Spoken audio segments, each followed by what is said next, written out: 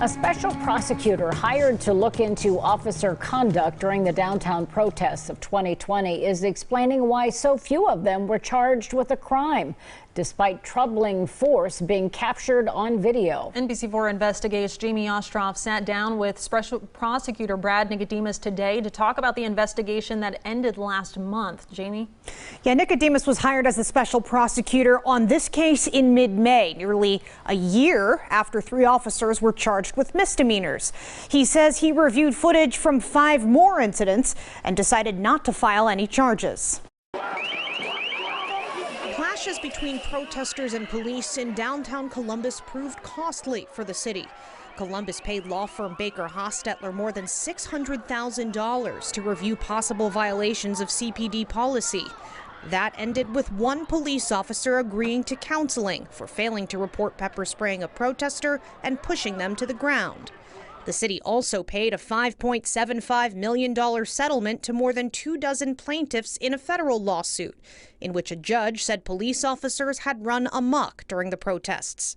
And then there's the criminal investigation, carrying a $138,000 legal bill for special prosecutors who faced months of delays as officers initially refused to answer questions as witnesses. After prosecutors told NBC4 they were unable to identify some of the officers seen on camera using force, the probe ended with 3 facing misdemeanor charges. I don't want to spend my time, defense attorney's time, and the court's time on a case where I look at it and I say there's no way I'm ever going to win this case. Even though a crime might have occurred, there's a reasonable defense. A jury's not going to find beyond a reasonable doubt. During his roughly 2 weeks as special prosecutor before the investigation ended this spring, Brad Nicodemus says he reviewed 5 potential cases and decided not to charge for a range of reasons. It kind of ranged from, well, there might have been probable cause, but I'm not going to win it, to in some cases I just did not think there was probable cause to even file. Nicodemus said one case involved a violent protester. In another, investigators couldn't identify the officer who pepper sprayed a group of student journalists covering the protests. First off, I got the identity issue, and then using pepper spray to disperse a crowd, I'm not sure I would get a conviction on that. Though in this incident, Nicodemus says the Columbus Division of Police is looking into potential violations of department policy. I don't want my decision to come across as justifying what they did, because I think what they did was wrong.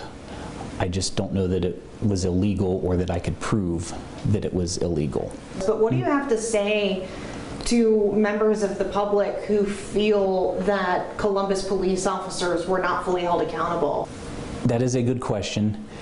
And we also have to make sure we hear both sides. That's what the system is set up for. That's why we are proven, we're innocent until proven guilty. Of course, we got the trials going on, but what I would hope is Columbus, and not just Columbus Police, but all police agencies, start to look at their policies for dealing with large protests, crowd control, use of force. Over the past 2 years, the city has taken steps in that direction, including passing an ordinance requiring Columbus police officers to have their name and badge numbers visible unless they're undercover.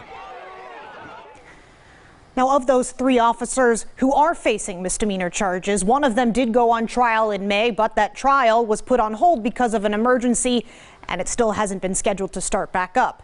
Another officer's trial is set to start on the 18th of this month, and the third is scheduled for next month.